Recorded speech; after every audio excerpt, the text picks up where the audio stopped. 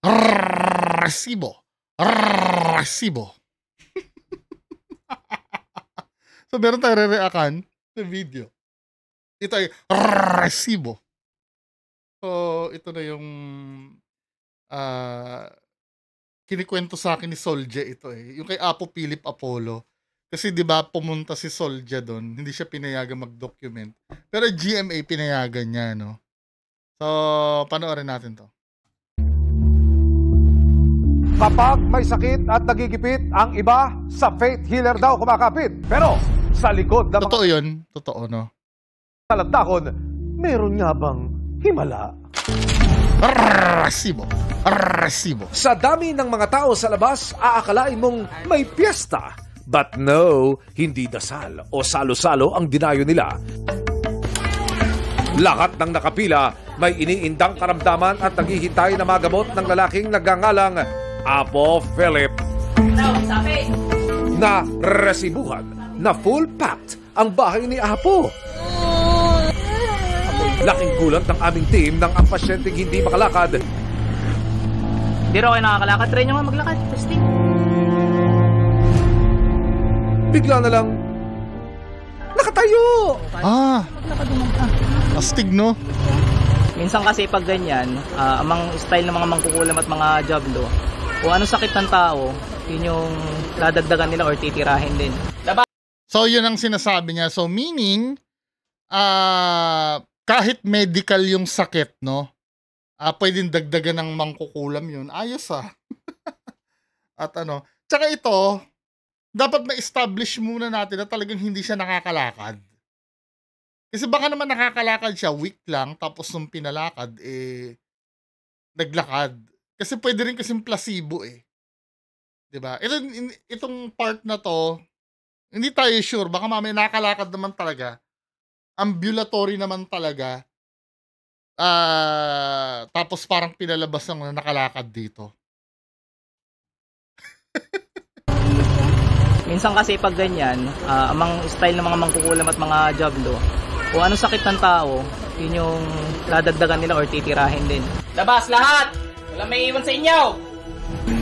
Kwento ni Apo Philip, kailan lang niya nalaman na para bang mayroon siyang superpowers. Labas! Namatay yung father ko. Undiagnosed is COVID. Ilang hospital yung pinunta namin. Ayaw siya tanggapin. Tapos sa ambulansya na lang siya namatay. Tinanggap nung patay na. Yun yung nangyari sa kanya. Kaya parang eye-opener sa akin yun na ituloy, tumulong doon sa mga tao na nangangailangan. Inaral ko siya. Nagbasa-basa lang ako online. Online? Hindi, so meaning, kaya mong gamutin yung COVID? So, medical condition, kaya mo rin gamutin? Ganon? Talagang dasal ako ng dasal noon. Kung ito'y para sa akin, ibigay niyo po yung mga kailangan ko. Nag-aral pala to Servisyo ni online. Apo, wala raw bayad pero tumatanggap siya ng mga donasyon galing sa mga parokyano. Tao tayong kumakain. Tao tayong may pangangailangan. Kung may magbibigay sa'yo, edi salamat. Hindi rin Kasi kung, sa bagay kung, I'm so sure dahil may nakita akong ganito, 'di ba? Cross. So naniniwala siya sa biblical God. Tama ba? Kasi ito Star of David to Kung naniniwala ka sa biblical God, sinasabi kasi sa Bible, pwede kong gamitin yung Bible na pang-debunk sa'yo. Sinasabi kasi sa Bible, mga kababayan ko, huwag magpabayad kung ikaw ay nanggagamot. 'Di ba? So ito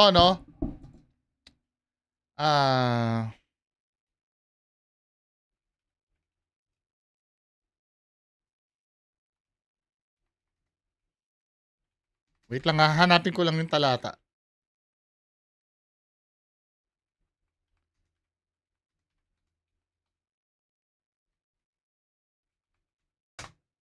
So, dito sa sa Matthew 10:8, no? Sabi dito, ang mga may sakit ay inyong pagalingin. Ang mga patay ay inyong buhayin. Ang mga ketungin ay inyong linisin. At ang mga demonyo ay inyong palayasin. Tinanggap nyo ng walang bayad, ipamigay ninyo walang bayad. Kahit pa sabihin mo may donasyon kasi, the fact na naglagay ka ng box doon, parang layunin mo talagang manghingi. 'Di ba? Naglagay ka ng box doon na nakalagay doon donation box. Layunin mo talagang tapos yung sinasabi mong paano nga naman mabubuhay kasi 'di ba kumakain daw sila, kumakain tayo. Di magnegosyo ka. Pwede 'yon. Or magtrabaho ka ng ibang trabaho, pero yung panggagamot, huwag mong pagkakitaan. Sinabi ng Diyos yun 'Di ba? Si Jesus Christ nga, alam mo ba, nagkarpintero yun. Nagtrabaho si Jesus Christ 'Di ba? Tamo.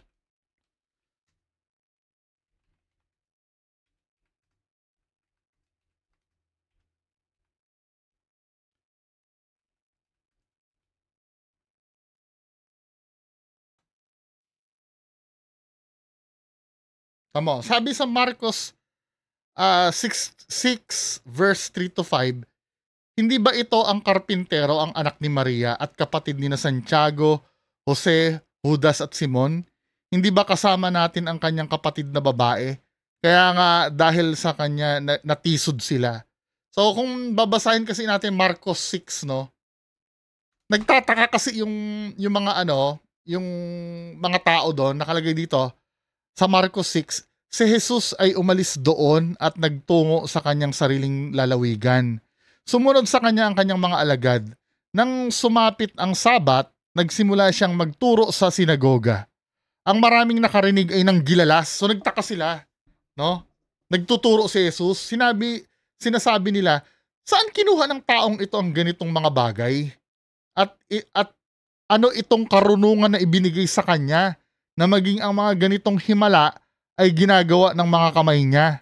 Tapos do sa verse 3, Hindi ba ito ang karpintero, ang anak ni Maria at kapatid ni na Santiago, Jose, Judas at Simon? Hindi ba kasama natin ang kanyang kapatid na babae? Kaya nga dahil sa kanya natisod sila. So kasi nagtataka sila Sabi ko saan nakakuha ng knowledge ng ganito si Jesus Christ? Saan paano siya nakakagawa ng himala? Di ba karpintero yan? Ibig sabihin, kilala si Jesus Christ doon sa lugar nila na karpintero siya. Ibig sabihin, nagtatrabaho si Jesus Christ talaga as karpintero, yun ang profession niya. O kita mo na, kahit mismo anak ng Diyos nagtatrabaho para mabuhay Tapos kayo pagkakakitaan nyo yung pagpapagaling, sinabi nga wag daw maningil 'Di ba? Sa online mo nga yata, Apo Philip, balita ko 5,000 pwede mong i-debunk yung sinasabi ko. 'Di ba? Kaya yung mga gano'n, pagka ganito, alam nyo na. Kasi kapag naniningil yan, na nataliwas doon sa sinabi ng Diyos, hindi sa Diyos yan. Kapag naningil yan. Ako, ang pinagbabatayan ko, yung biblical na batayan na kung saan itong ni Yeshua na yan, pangalan ni Jesus yan 'Di ba? Kaya nga ang teaching, wag magpabayad, 'di ba? Pero nagpapabayad. Hindi teaching ni Jesus yan. Kung gumaling man kayo, ngayon, ang tanong, kung hindi pala totoo yan, bakit nakakagaling? 'Di ba? Kasi nasusulat din yan. Dito sa Mateo 26 ata, tama ba ako? Ay, hindi. Ano ba 'yon?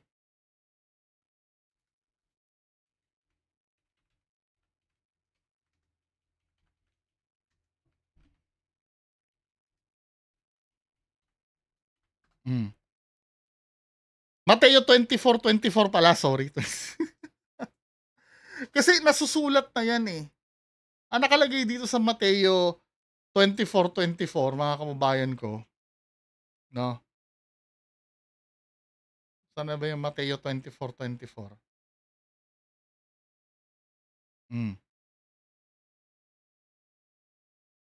Sabi sa Mateo 20, ito ay sapagkat may may lilitaw na mga bulaang Mesiyas at mga bulaang propeta. Magpapakita sila ng mga dakilang tanda at mga kamangahamanghang gawain. 'Di ba? Sa magandang balita tayo para mas Mateo 24:24 para mas maintindihan natin.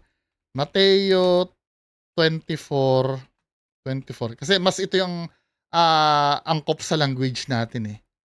Magandang balita. Kasi ikakatuwiran kung hindi pala ng Diyos bakit nakakagaling, 'di ba? Bakit may gumagaling? Hindi naman kasi question yun kung nakakagaling o hindi Ang importante kasing natin yung galing sa Diyos mismo. Nakalagay kasi dito sa Mateo 24:24, magandang balita na interpretation sapagkat may lilitaw na mga huwad na Kristo at mga huwad na propeta. Magpapakita sila ng mga kamanghamanghang himala at mga kababalagan upang iligaw kung maaari maging ang mga hinirang ng Diyos, 'di ba? Magpapakita ng kamanghamanghang himala 'yan para maligaw kayo. Now, pag nailigaw kayo niyan, hindi na galing sa Diyos 'yan. Sino pa ba ang kalaban ng Diyos? At yung kalaban ng Diyos na 'yon, pag yan ay tumulong sa inyo, sigurado may kapalit 'yon. 'Di ba? For example, si Jesus Christ, 'di ba? Yung temptation niya, gawin mo to, basta ako isambahin, lagi may kapalit pagka yun ang Diyos pagka biniyayaan ka niya, walang kapalit yun. Kaya ikaw, bahala kayo basta kung naniniwala kayo, gawin nyo. Pero sinasabi ko sa inyo kung ano yung nasusulat, diba? Hindi naman ako pastor. Kaya lang syempre nakita ko dito, biblical God yung niya may cross 'Di ba? Tapos may Star of David pa yan, may Yeshua pa siya na nakasulat tapos contradicting sa teaching ng Bible. Talagang dasal ako ng dasal noon. Kung ito'y para sa akin, ibigay niyo po yung mga kailangan ko. Ang serbisyo ni Apo, wala raw bayad pero tumatanggap siya ng mga donasyon galing sa mga parokyano. Tao tayong kumakain. Tao tayong may pangangailangan. Yun na nga Ibigay sa'yo, di salamat. Yun na nga Pati nga yung pag-monetize mo sa YouTube or sa Facebook niyan hindi dapat Kasi nga dapat walang bayad talaga Diba? Depende sa interpretasyon niya, Susunod, menor de edad na parabang sinabihan daw ng masasamang elemento. Biglang nagwala sa gitna ng gamutan. Empleyado na resibuhan ang pangmumolestya ng kanyang... Pura natin. Resibo. May mga Dito tayo sabay resibo. Gusto mo rin panoorin si Bobby? Staff lang pala tsaka sponsors ang allowed. Sanggang dikit. Haba ng Ito ng resibo.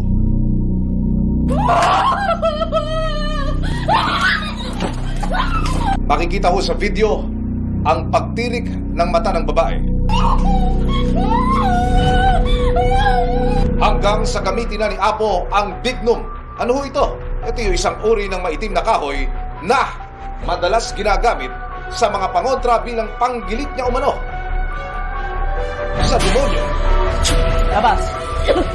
Saan pa akong gagamutin? May galing ng kablo ka.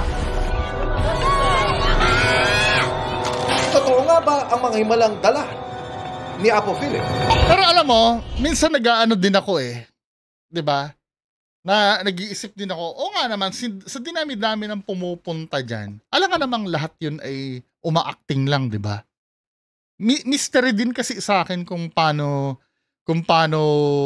niya nagagawa yung ganyang bagay. Pero katulad ng sinabi ko kanina, it doesn't matter 'Di ba? Talagang nasusulat talaga na may magpapakita talaga ng mga kamanghamanghang himala at pangyayari. It doesn't matter kung totoo yung himala o hindi.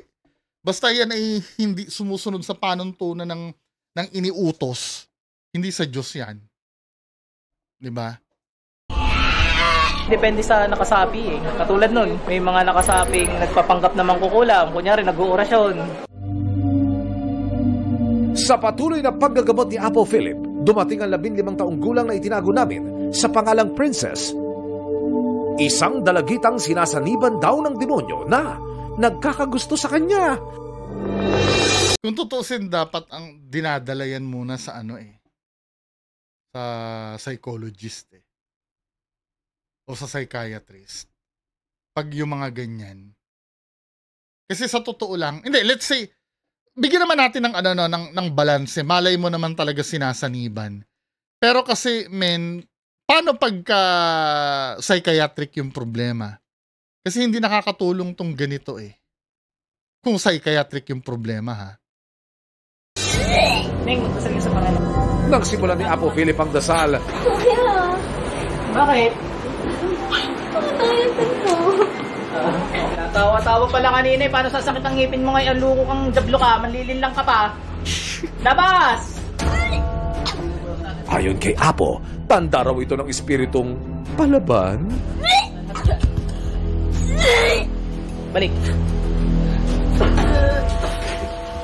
Pero nang lumipat sa ibang upuan ng dalagita, bigla na lang siyang nakabok.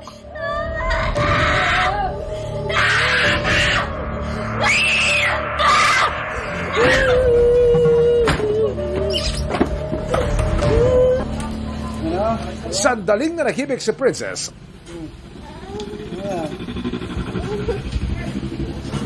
At Eto, wait lang, ha?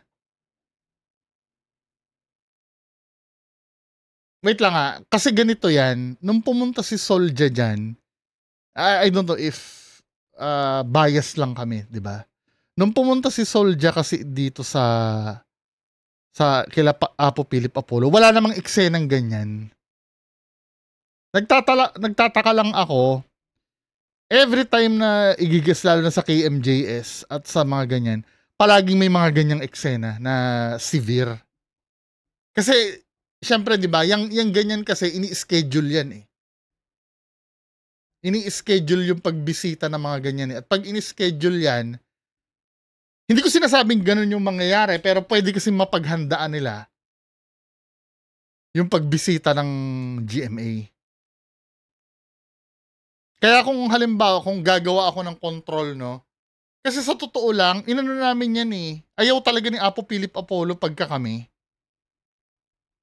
Diba? Kung gagawa namin ng control yan, hindi namin sasabihin kung kailan kami dadating.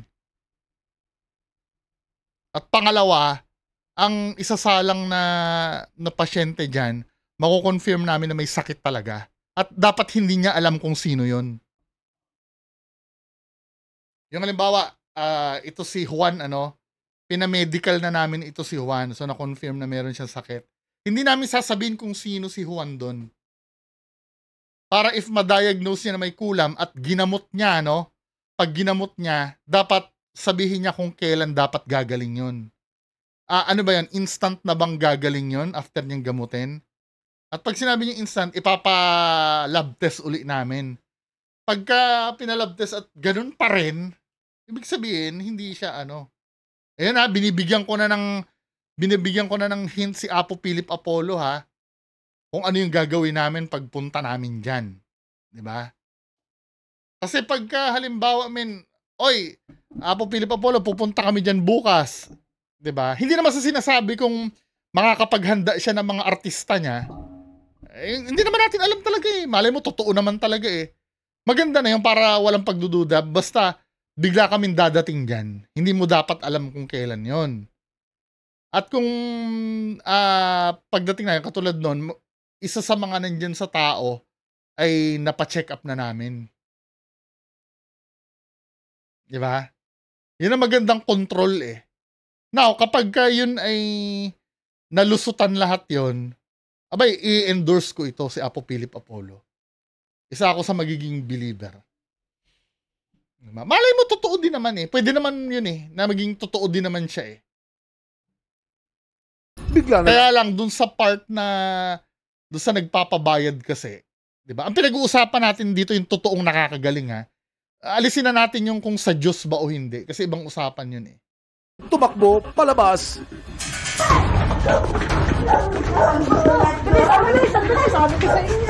Yung demonic possession yun.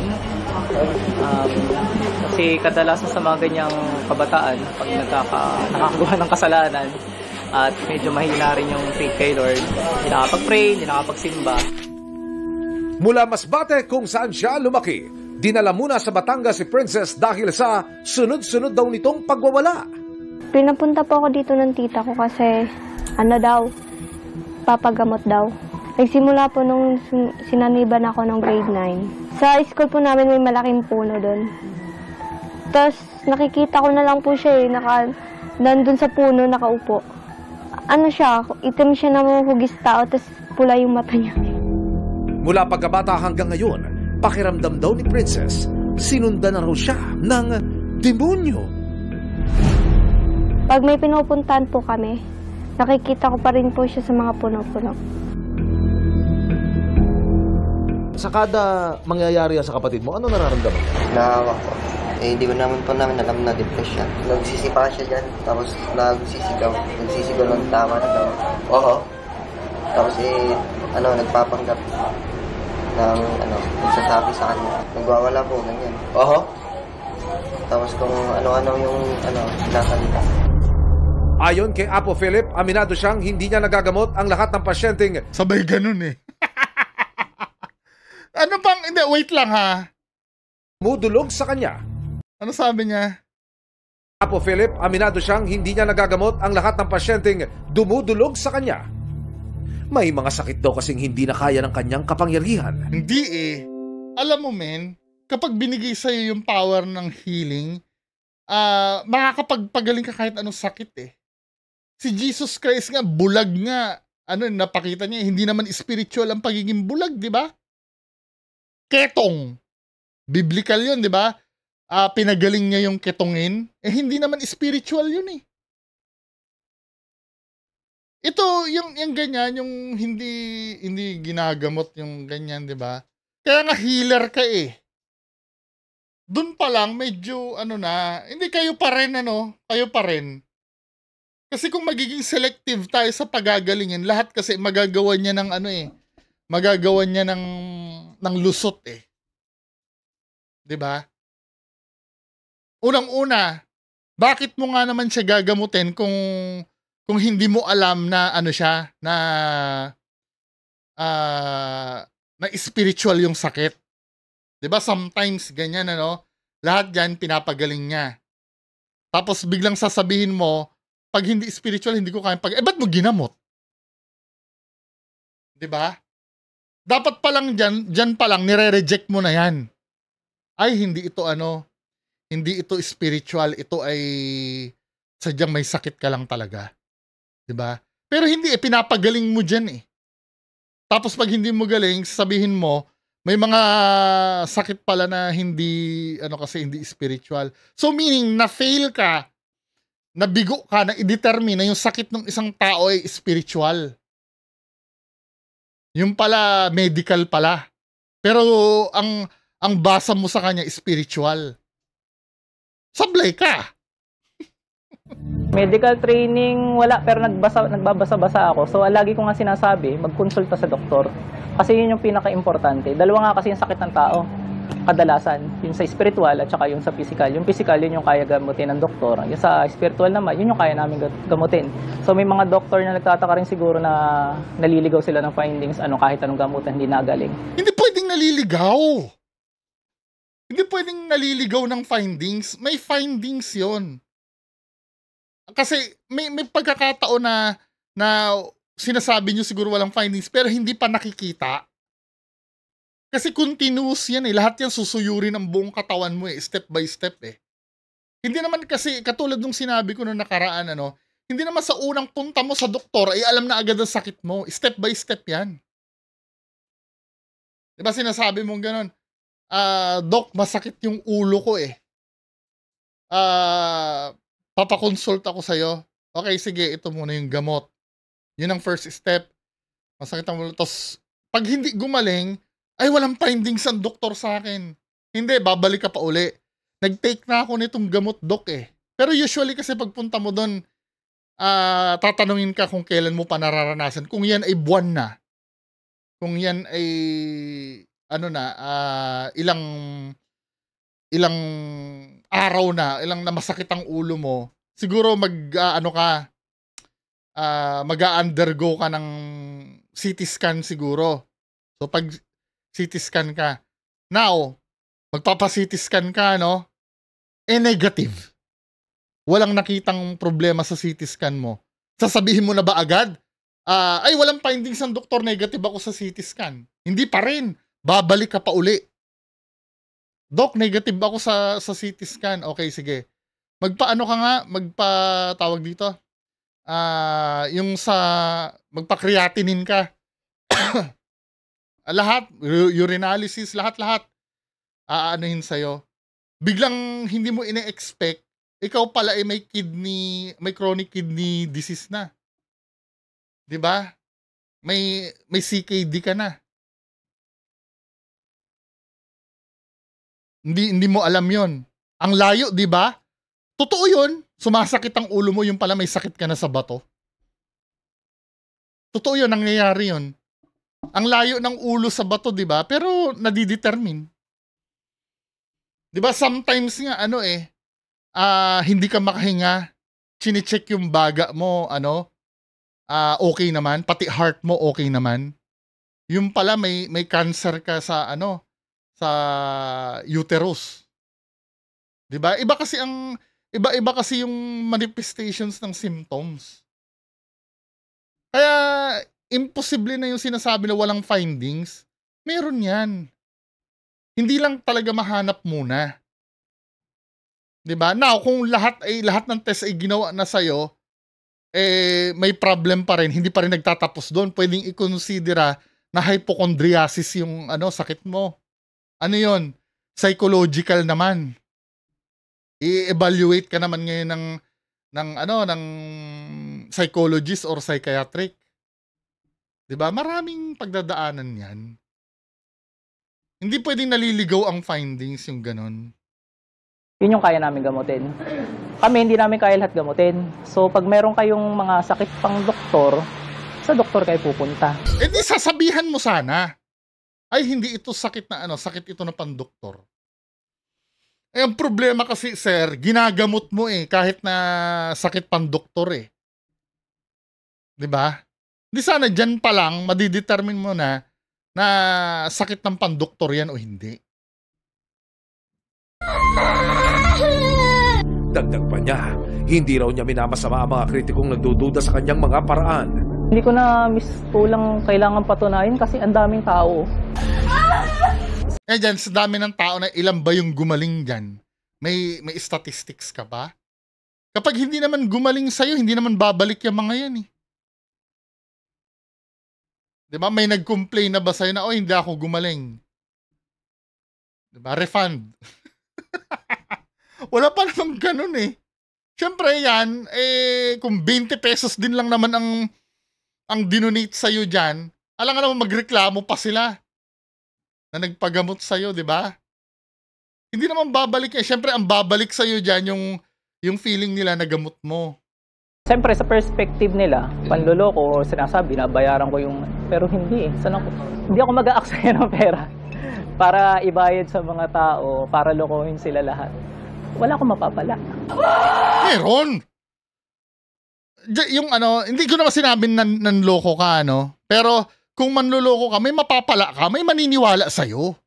Huwag mo sasabihin na wala kang mapapala. Deception yun. Siyempre, ang linya mo, kailangan may maniwala sa'yo para tangkilikin ka 'Di ba? May pwedeng motive na gawin mo 'yon, may pwede. Hindi ko sinasabing ginawa mo 'yan, pero pwede. Huwag mo sasabing wala kang mapapala.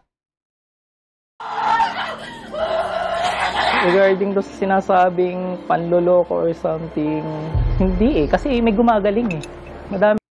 May gumagaling. Paano yung hindi gumaling? Na sinabi mong kinulam, tapos biglang sasabihin mo, medical. Kasi yung paggaling na tinutukoy mo naman, hindi naman automatic na yun ay dahil sa'yo. Pwede kasing nung time na nagpagamot sa'yo yan, ay umiinom na ng gamot yan. 'Di ba? Or sometimes kung halimbawa may sakit siya, nagpapa-ospital siya at the same time pumunta sa'yo. Huwag mo i-claim lahat ng gumaling ay dahil sa'yo. Hindi, totoo naman sinasabi ko eh.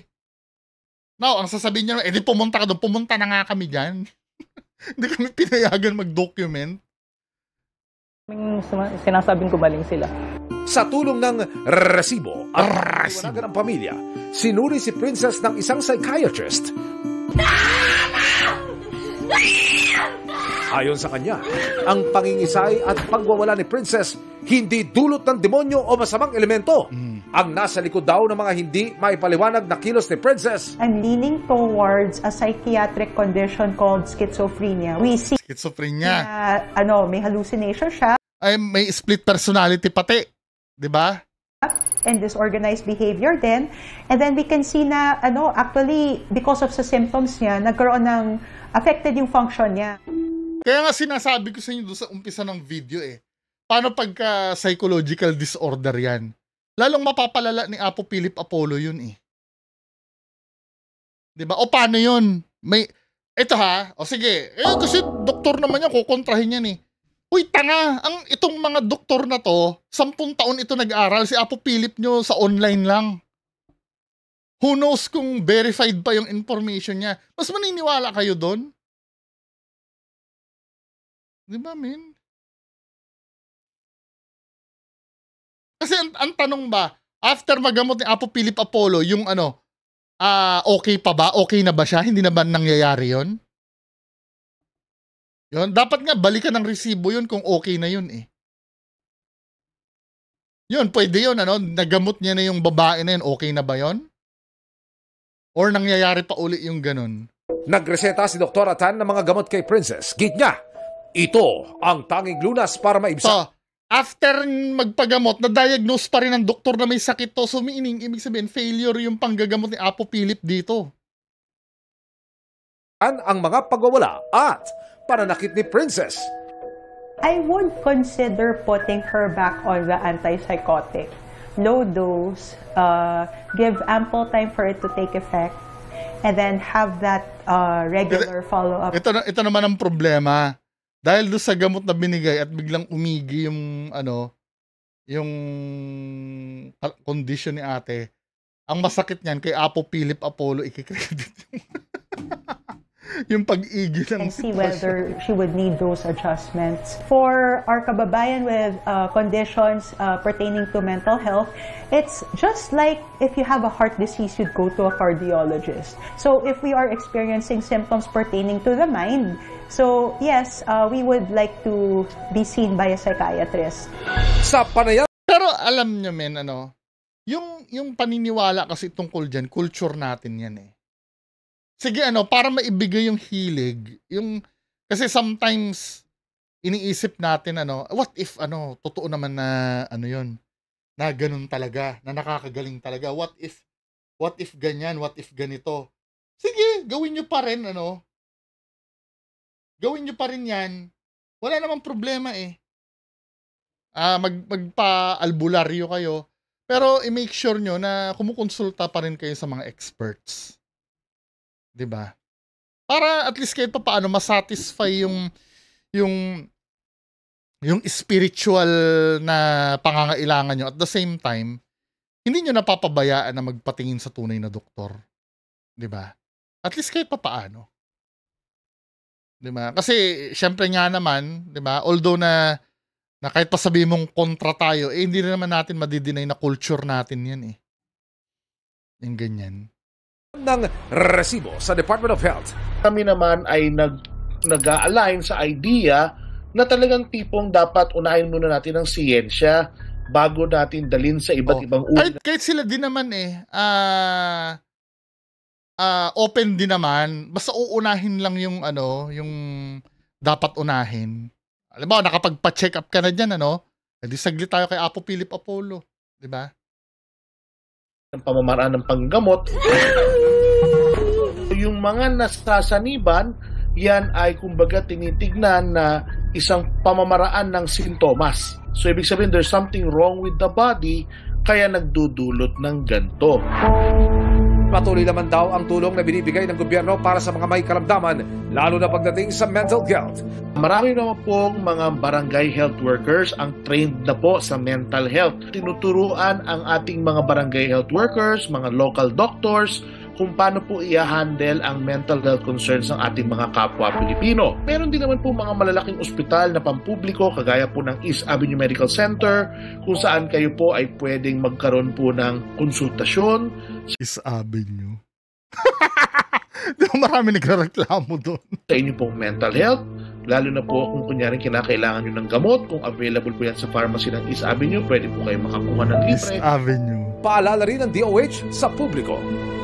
Ang paggagamot naman po ay multidisciplinary. Bukas naman po ang isipan ng maraming profesional. Marami pong doktor na talagang masasabi nating marunong, competent, na pwede pong makatulong sa inyo. Gusto namin sabihin sa publiko na maging maingat lang po. Kasi ang problem naman kasi, Doc, yung pera, magastos kasi dyan. Yan ang unang-unang factor kung bakit mas nilalapitan ng albularyo. Unang-una sa albularyo kasi, kahit siguro 20 pesos, 'di ba? Kaya. Lalo na kung wala kang pera. Pangalawa, sa albularyo kasi puro magaganda ang maririnig mo eh. Yan, nagapi na natin yung kumulam sa Yan, magaling ka na, 'di ba? Sa doktor kasi nakakatakot kasi eh. Pag nagpa-check up ka, may malalaman ka na sakit mo. Pero wala kasi yun kasi kailangan kasi nating harapin ang katotohanan eh. 'Di ba? Kasi hindi po natin alam kung ano po ang training, ano po ang, kumbaga, saan nanggagaling yung panggagamot na pwedeng gawin ng mga non-professionals. Sa ngalan ng Panginoong Hesus, liwanag ng Diyos. Sa mga usaping pangkalusugan, lalo na sa malulubhang karamdaman, makalagang unahin ang napatunayang gamutan para hindi na lumala ang sitwasyon at sa huli. Katulad nun yung pilay na yon, anong reason nun? Kulam? Kaya siya napilay? Sure ba na after mong pagalingin nung may pilay na makakalakad na siya? Diba? Kasi ang pinagtataka ko, ang sinasabi kasi ni Apo Philip Apollo, may sakit daw na hindi siya kayang gamutin, yung pang-doktor, pang-spiritual lang siya. Bakit mo nga ginamot kung hindi mo kayang gamutin yung pang-doktor? Diba? Common sense na lang ang gagamitin natin eh. Dapat sa diagnosis pa lang, nasasabi mo na, ay hindi, ano yan, pang-doktor yan. Hindi yan dito. Next! Hindi, lahat ng pumunta sa'yo, pang-doktor eh. Ay, pang-spiritual eh. Tapos pag hindi na gumaling, sasabihin mo na, pang-doktor na yon. Di ba? Nag-fail kang i-determine yung... Tayo ay walang pagsisisihan. Resibo. Magandang gabi sa inyo lahat, babae.